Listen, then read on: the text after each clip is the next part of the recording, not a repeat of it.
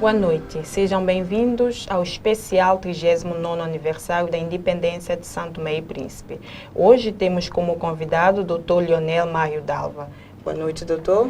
Boa noite, doutor. Seja bem-vindo ao estúdio da Andi Live e obrigada por ter aceito nosso convite. Obrigado também eu por me ter convidado. Sim, doutor Leonel Mário Dalva.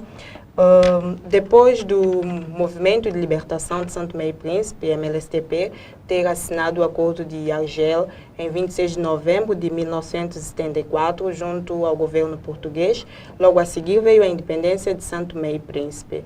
Pode falar-nos como é que foi esse processo, como é que começou a preparação pela luta da independência?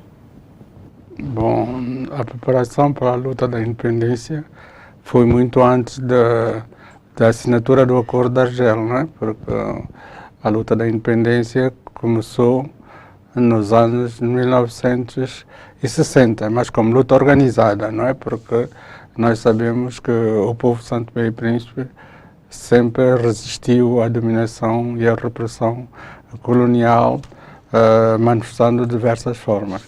Mas em 1960, a África toda, de uma maneira geral, os povos africanos queriam independência.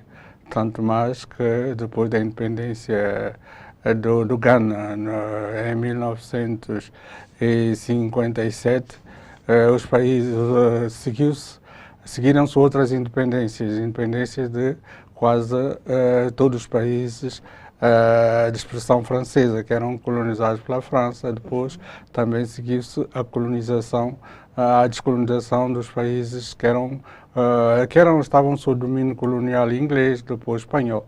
Mas em São Tomé e Príncipe, tal como as outras colónias, o governo português de então, que era liderado pelo primeiro-ministro Dr. Oliveira Salazar, pensava que não se deveria dar a independência às colónias. Por isso, as colónias começaram a organizar-se para lutar pela independência, não é? Tanto mais que começaram as lutas armadas na Guiné-Bissau, depois em Angola e em Moçambique.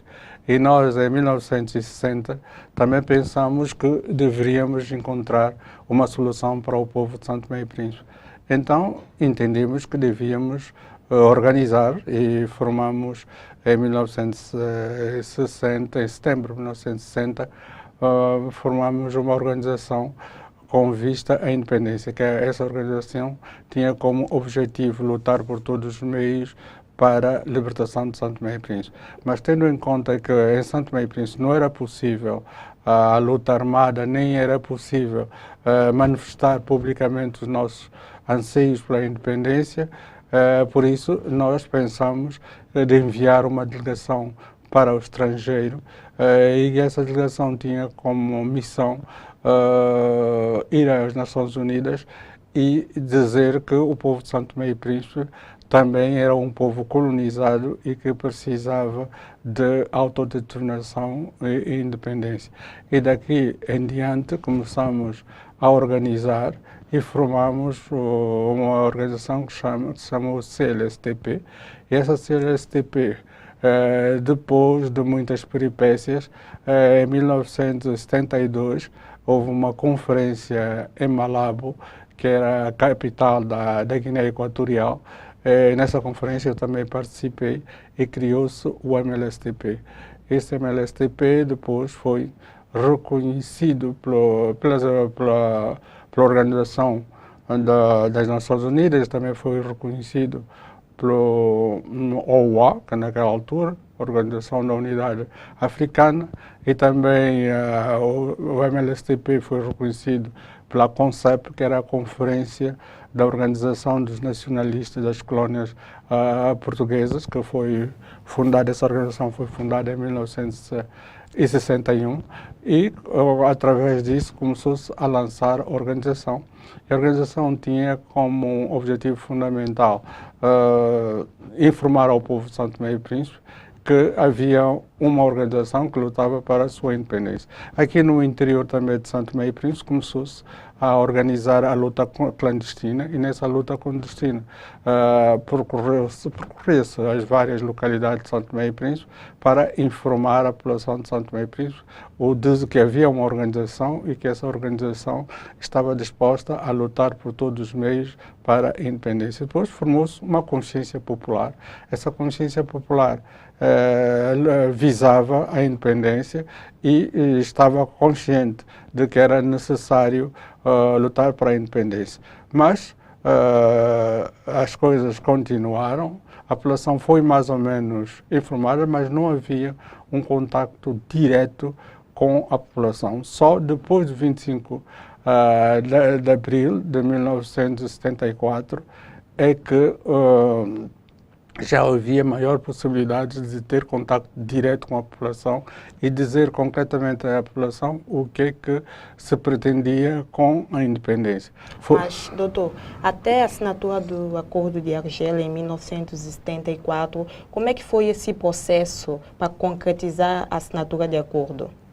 Sim, para concretizar a assinatura do acordo, além de uma luta externa em que se denunciava o colonialismo português em Santo Tomé e Príncipe, as suas ações em Santo Tomé e Príncipe, também, depois do 25 de abril, o MLSTP, na altura que eu pertencia, porque era secretário-geral adjunto e encarregue de relações internas, relações com o interior, entendemos que se devia formar uma associação cívica, e que a associação cívica que seria a face legal do MLSTP em Santo Tomé e Príncipe, e assim nós arranjamos meios no exterior e proporcionamos esses meios a muitos nossos conterrâneos que estavam em Portugal naquela altura, a maior parte deles era estudante, e para que eles viessem a Santo Tomé e Príncipe e divulgasse os ideais do movimento.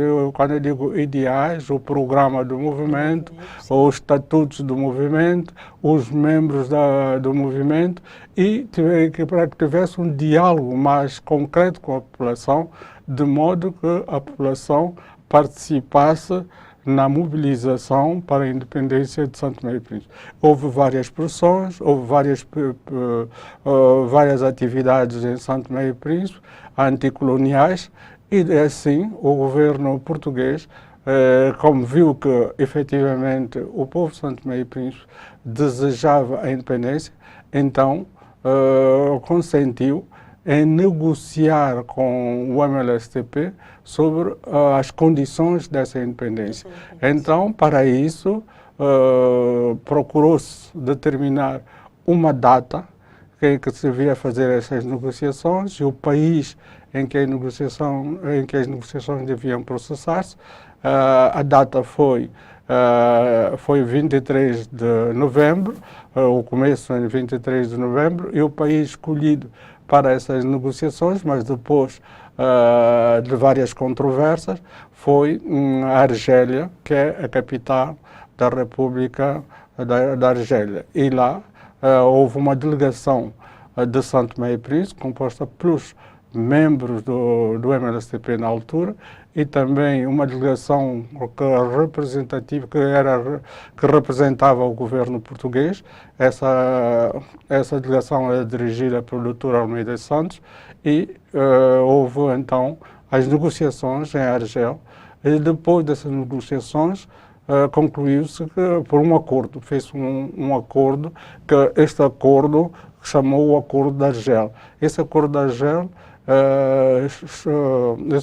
estabelecia o calendário e também estipulava o esquema da independência. O calendário que foi estabelecido seria que depois do dia 21 de dezembro devia haver um governo de transição, de 6 meses, e que tinha como objetivo fundamental preparar a descolonização do povo de Santo Tomé e Príncipe e proceder-se à cerimónia da passagem do poder do regime colonial para o Estado independente de Santo Tomé e Príncipe, o que foi realizado em 12 de julho de 1975. Então, como é que considera o trabalho feito pela Associação Cívica Pro MLSTP?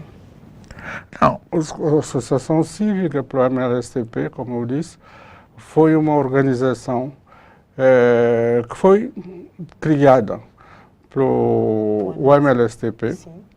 porque em julho de... Quando eu falo de como é que considera, eu estou a dizer se foi eficaz o trabalho feito pela associação. Não, foi eficaz na medida que eles conseguiram mobilizar o povo de Santo Tomé e Príncipe para que o povo reivindicasse a independência. Portanto, eles tiveram um papel importante para essa independência. Mas a associação cívica, sem a direção do MLSTP, que estava no exterior e que fazia uma propaganda da situação atual e que também tomava todas as medidas para que não houvesse repressão em Santo Tomé e Príncipe, a luta não poderia ter sucesso.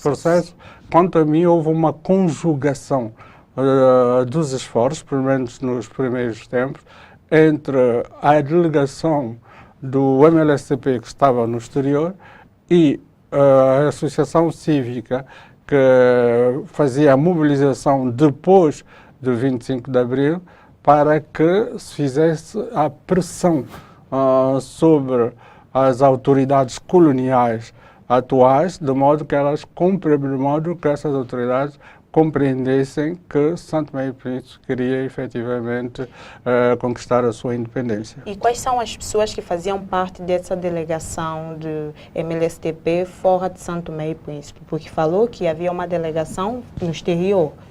Sim, que divulgava, falava da situação de Santo Tomé para fora, Nações Unidas. Que pessoas integravam nesse grupo? Sim, a delegação que participou nas negociações do Acordo de Argel. Não. A delegação que estava fora do país e que divulgava, dava a conhecer o que acontecia em Santo Tomé. Havia os membros do Biro Político do MLSTP. Os elementos que faziam parte desse Biro Político era o Dr. Manuel Pinto da Costa, era eu, Leonel Mairo Dalva, que Manuel Pinto da Costa era secretário-geral, Leonel Mairo Dalva, que sou eu, que era secretário-geral adjunto. Havia também o Dr. Carlos Graça, que era o responsável pela informação e cultura, e Dr. Guadalupe de Seita, que era responsável pelas finanças do partido, o Dr. Miguel Trovoada, que era também responsável das relações exteriores do partido, Zé Frete, que era responsável de informação e propaganda, e que é mais conhecido por ONE, António Pires dos Santos, que também era um dos membros do Biro Político. E também havia outro membro do Biro Político, que era o Dr. Gastão Torres, e outro que estava na Suécia, que era o Pedro Umbelina. São esses os principais membros. E em que país esses membros da delegação se encontravam? Bom, esses membros da delegação, no fim, reuniram-se todos em Libreville. Mas, antes, uns estavam em Libreville, outros estavam no Ghana, outros estavam também na Guiné Equatorial, outros estavam em Paris, outros estavam na Suécia, outros estavam na Suécia, sim. E de que forma se conseguia comunicar com a Associação Cívica Pro MLSTP, já que estavam fora do país, a associação estava dentro do país? Como é que havia essa ligação de comunicação? Sim, essa ligação de comunicação. Bom, com a Associação Cívica a coisa começou a ser muito mais fácil, porque já se podia sair de Portugal e entrar. Isto é, quando nós fundámos a Associação Cívica, já era depois do 25 de Abril. E depois do 25 de Abril, os membros da Associação Cívica já podiam sair de Portugal. Portanto, eu estava encarregado de estabelecer relações com o interior. Eu recebi muitos membros da associação cívica que vinham de Portugal, entre os quais o Carlos Tini, Norberto de Zé Costa Alegre, Dr. Gastão Torres e Olívio Tini, mas Olívio Tini tinha morrido antes do 25 de Abril. Bom, mas eu recebia, já fazia a comunicação porque já se entrava, já se poderia sair e entrar livremente. Mas antes, essa comunicação era feita através de pessoas especiais, que nós tínhamos muita confiança, muitos trabalhavam no avião, e então nós tínhamos muita confiança e eles é que estabeleciam relações, traziam documentos, levavam documentos, mas de uma maneira confidencial. Mas isso é antes do 25 de Abril. Depois do 25 de Abril as coisas já mudaram. Essa entrada e saída do país, como era financiada? Entrada e saída do país, essa movimentação toda feita pela Associação Cívica em Santo Tomé e o grupo que estava no exterior, como era financiada toda essa atividade? Sim, nós depois dos membros do Bureau Político terem se concentrado num só país, em Libreville, conseguimos uma ajuda do governo gabonês e é através dessa ajuda é que nós disponibilizamos aos membros da Associação Cívica para que eles pudessem entrar e sair do país e também para que eles pudessem custear uma grande parte das despesas para vir a Santo Tomé e Príncipe. É bem possível que esse dinheiro não tivesse sido suficiente, que eles também, pelos seus próprios meios, conseguiram outros meios para financiar. Mas uma grande parte da ajuda veio disso e também não é só o governo gabonês é que ajudou a luta de libertação de Santo Tomé e Príncipe, houve também mesmo a OA, Organização da Unidade Africana, que também disponibilizou uma certa soma e que esse dinheiro era utilizado para fazer face a tais despesas.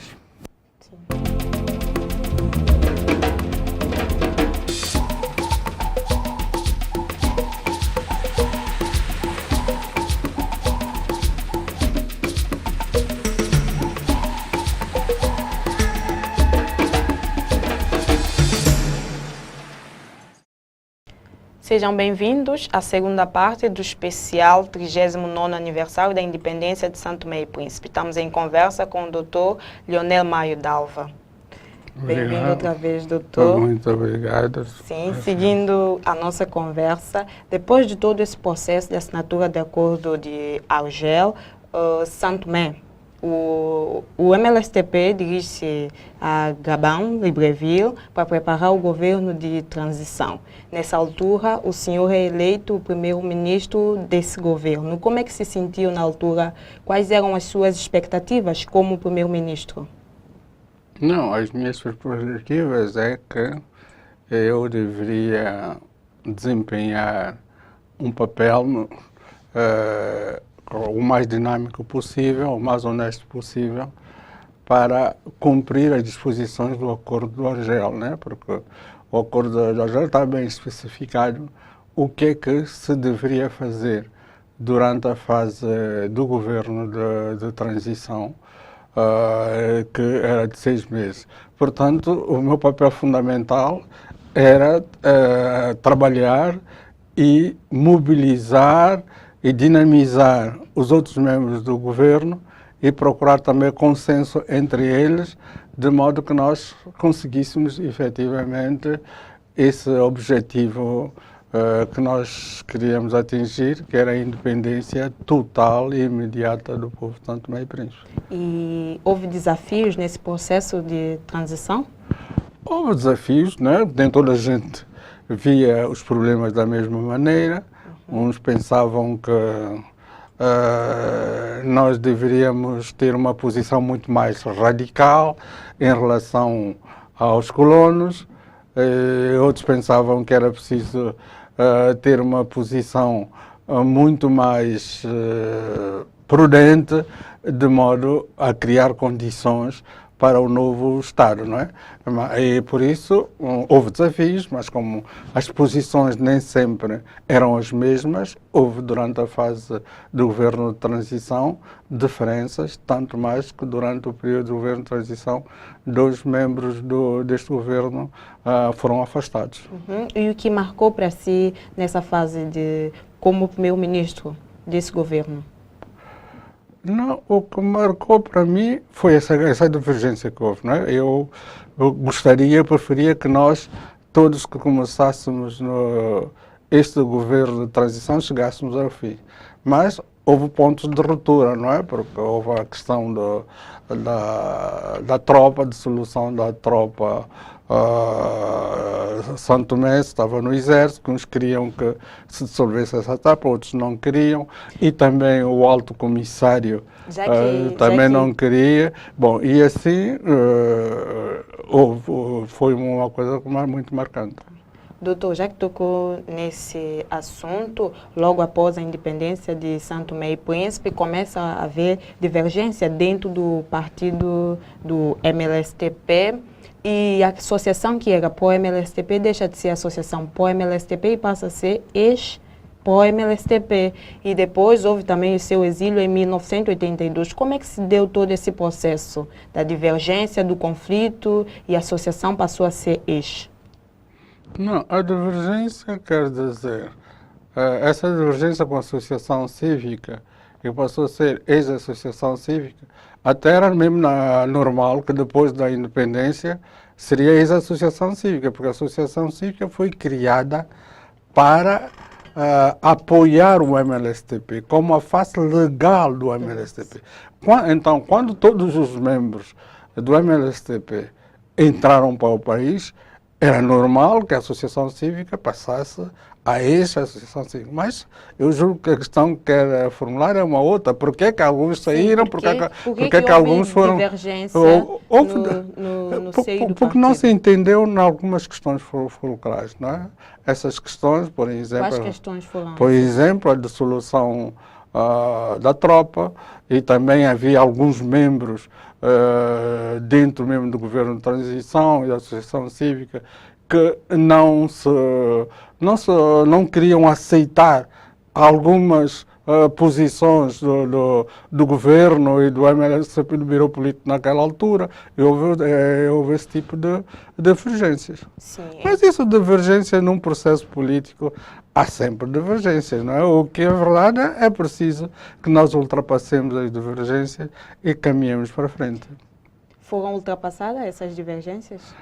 Foram ultrapassadas na medida que conseguiu-se a independência, não é? Porque depois das pessoas saírem, o processo para a independência continuou e a independência foi um ato muito bonito em que toda a população participava e estava muito satisfeita com a independência. Então, em 1982, teve que exilar-se. Que motivos levaram a isso? A mim? Eu? Sim. Não, sabe, houve no seio da organização posições diferentes. Alguns pensavam que se devia radicalizar o movimento, isto é, fazer com que o movimento fosse muito mais à esquerda, que se tomasse posições anticapitalistas. Outros pensavam que não, que seja como for, o capitalismo tinha um papel importante a desempenhar.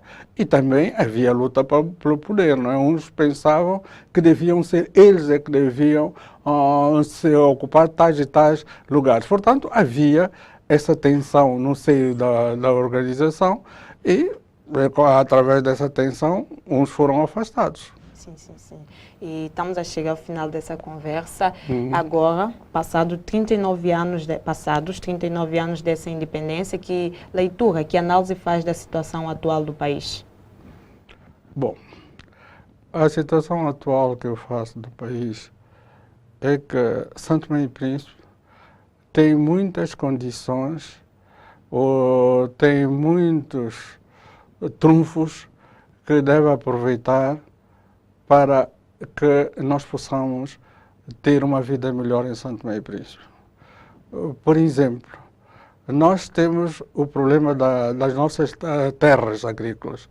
As nossas terras agrícolas não estão suficientemente aproveitadas e, portanto, é necessário que haja todo um esforço, todo um conjunto de medidas para que nós valorizemos as nossas terras agrícolas. Santo Tomé e Príncipe também tem uma vocação muito grande para o turismo, na medida que é uma ilha muito bela. Então, nós também é necessário que haja um consenso para que nós possamos desenvolver as infraestruturas necessárias para que o país tenha essa vocação turística e que possa realmente atrair mais turistas, mas os turistas que realmente trazem a mais-valia, ou trazem a possibilidade de haver mais emprego e mais desenvolvimento. Também nós temos o problema da nossa pesca, nosso mar é a pesca, mas hoje a nossa pesca é puramente artesanal e o peixe hoje é um produto de muito valor. É preciso também que nós tenhamos as infraestruturas necessárias e a formação necessária para que possamos explorar convenientemente os nossos recursos marinhos. Por outro lado também, hoje em dia, é preciso ver o desenvolvimento numa escala muito mais larga. Essa escala mais larga exige grandes investimentos. Fala-se, por exemplo, de um porto de água profunda que é capaz de servir de base para nós podermos abastecer ou contribuir para o abastecimento dessa África Central. Mas são investimentos muito pesados. E para que esses investimentos se realizem, é preciso que haja consenso entre nós. E agora notamos que há uma divisão muito grande entre as pessoas. E os investidores, o que é que acham? Acham que eles não estão, eles têm receio de estar a querer investir num país em que haja tantas divisões, porque eles acham que será um risco muito grande para o seu investimento. Portanto, eu acho que é necessário que haja um consenso entre as pessoas que participam no poder ou que contribuem com o poder, de modo para que nós possamos efetivamente resolver os problemas fundamentais do país. Chegamos a um consenso, por exemplo, que é preciso as infraestruturas básicas para o desenvolvimento. E com essas infraestruturas básicas podemos atrair outros investimentos externos e podemos também formar a nossa população de modo a que elas criem empresas, de modo a que elas participem, porque é fundamental também que a nossa população, os nossos quadros, criem empresa, criem valores, mas para isso é necessário uma certa estabilidade, um certo consenso, um certo diálogo entre as pessoas, de modo que possamos efetivamente fazer face aos problemas fundamentais do país. Doutor, os objetivos que se pretendiam atingir naquela altura, antes da independência, foram atingidos depois da independência? Os objetivos fundamentais foram atingidos, não é? Conseguimos a independência, conseguimos uma certa estabilidade, embora com alguns atritos, mas há outros objetivos, que era o objetivo fundamental, que era a criação de riquezas e fazer com que haja uma distribuição justa dessa riqueza, de modo que se pudesse viver melhor em Santo Tomé e Príncipe. Estes objetivos ainda não foram atingidos, mas eu julgo que nós todos devemos contribuir ou agir no sentido de atingir estes objetivos. Quer deixar alguma palavra à nação santomense nessa data de 12 de julho? A palavra é que nós temos que continuar a luta, não é? A luta continua, que quem constrói o país somos nós mesmos, ninguém vai construir o país para nós. Nós é que devemos todos procurar ver o que é que nós podemos fazer para que o país possa estar melhor, mas não só pensar naquilo que, não só estar a ver o que é que o país pode fazer por nós, mas nós devemos ver o que é que também podemos fazer para o país. Ok. Doutor Leonel, obrigada pela presença. É assim que nós chegamos ao final desta conversa do especial 39º aniversário da independência de Santo Tomé e Príncipe. Voltamos amanhã com mais um convidado. Obrigado pela vossa companhia. Boa noite.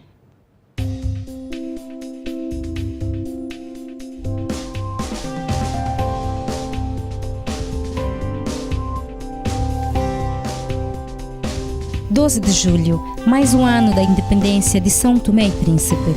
Agradecemos a todos os são-tomenses pelo que têm feito para a sociedade são-tomense, bem como todos os estrangeiros residentes em São Tomé e Príncipe.